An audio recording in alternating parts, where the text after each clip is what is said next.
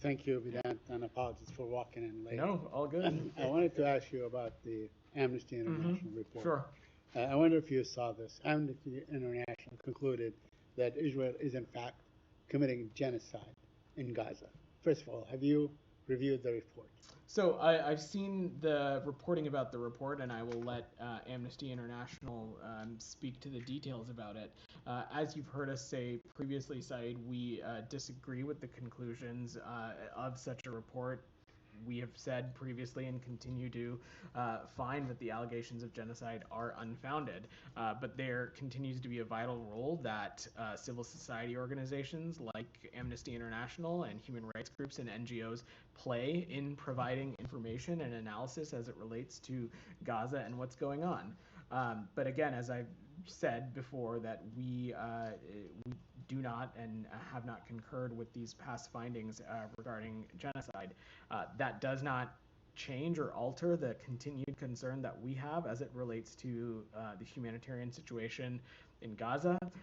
It does not change the continued concern that we have as it relates to this conflict's impact on civilians and civilian casualties. And we continue to stress at every turn that there is a moral and strategic priority for Israel to comply with international humanitarian law. And that is something we're going to continue to raise with partners in the region and directly with Israel. But ultimately, Saeed, truly the best thing that can happen if we want to see improvement in the humanitarian conditions in Gaza, if we want to see the remaining hostages return home, and if we want to see an end to the conflict, is for the parties to work towards an agreement to stop the war. And that's what we're continuing to be focused on. No, so let me just follow up on this, because now we have Amnesty International. Before that, we had Human Rights Watch. We have all the UN organizations, all the human rights organizations, probably throughout the world.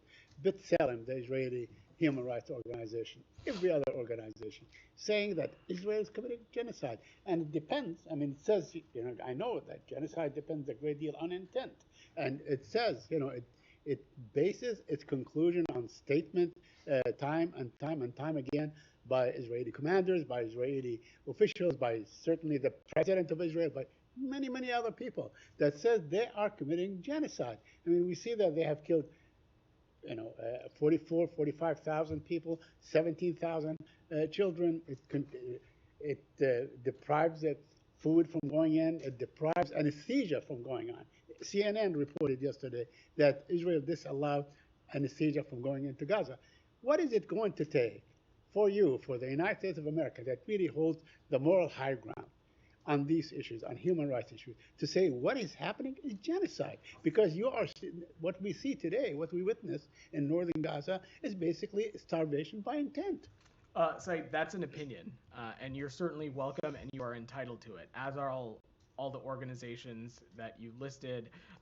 They are entitled to make their own analysis of the situation and come to their own conclusions.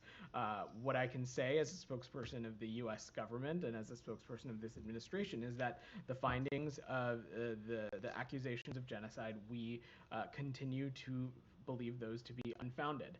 That does not change, and that does not change the prioritization and the stress and the emphasis that we are placing on ensuring that there is appropriate access to humanitarian assistance, ensuring that every possible measure is taken to protect civilians, ensuring that we're doing everything possible to bring this war to an end.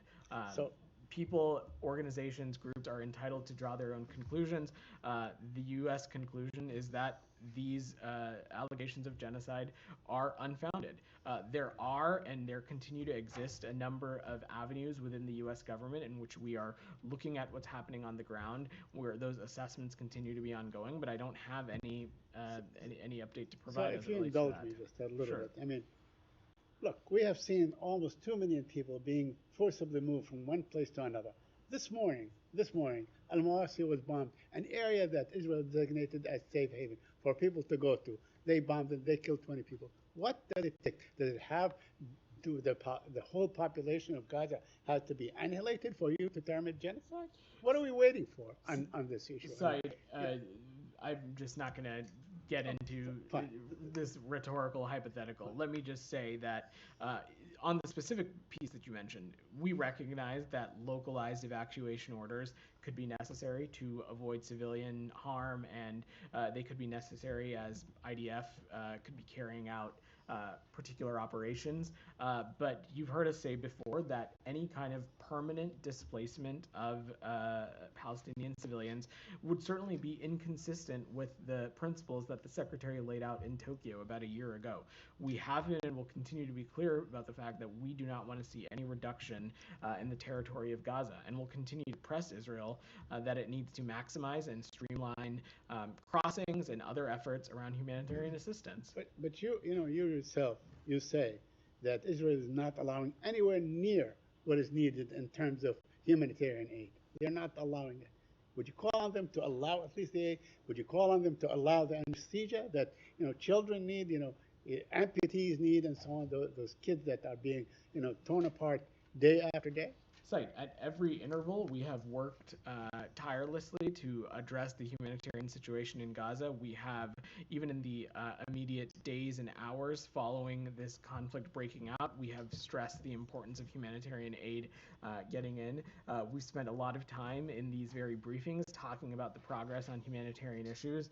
I spent a good chunk of a daily press briefing a number of weeks ago talking about how we have seen some areas as it relates to humanitarian assistance improve, but other areas where we continue to need to see improvement, that will continue to be the case, and it's something that we will continue to stress. Thank you. Tom, go ahead. Just